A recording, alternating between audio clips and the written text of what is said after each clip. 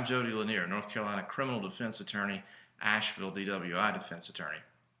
If you've been charged with DWI in North Carolina and you're convicted, meaning you're actually found guilty of the charges, you enter a sentencing hearing phase. And in this sentencing hearing phase, the state, through their assistant DAs, will offer or allege aggravating or grossly aggravating factors. Now, these factors are going to determine how harsh your punishment is. In DWI, the sentencing levels go from level 5 being the least punishment through level A1 being the worst punishment. All these factors, because they do harshen or increase the punishment, they are factors that the state has to prove beyond a reasonable doubt. So you have the ability with your attorney as well to argue against these if they're not appropriate. And also, when you sit down with your attorney, you can usually figure out which factors are going to be present way ahead of time before you're convicted, so you can kind of plan and know where you're going to fall on that sentencing chart, A1 through 5. Now, in order to stay in the mitigated range of 3 through 5, you're going to have generally only aggravating factors, not grossly aggravating factors. Those automatically bump you to level A1, 1, or 2.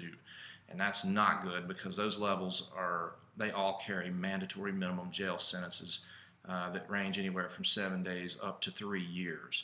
So you really want to look at those closely if they are present, and see if there's anything that needs to be challenged there. Otherwise, if you're in the mitigated range of 3, 4, or 5, you still will generally have driving privileges available. You probably will be able to stay out of jail, most likely. It's not a guarantee. There are jail sentences handed out in those levels occasionally. But either way, you're going to want to sit down with your attorney and think about what you need to do, because there are things you can do in advance, such as substance abuse assessments, completing treatment, looking at your driving record, finding out whether or not you're going to have enough mitigating factors to outweigh any aggravating and get you into that highest mitigated range that you can possibly be in. DWI can get real serious real quick, and it really depends, once you're convicted, it really depends on those factors. So there's grossly aggravating, and mitigating. And you want as many mitigating as you can get, and as few of the others that are aggravating.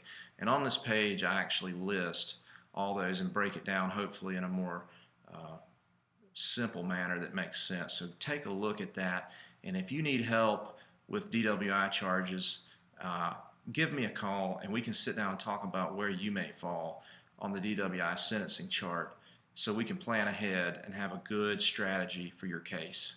Thanks for your time, and I hope you enjoy my site.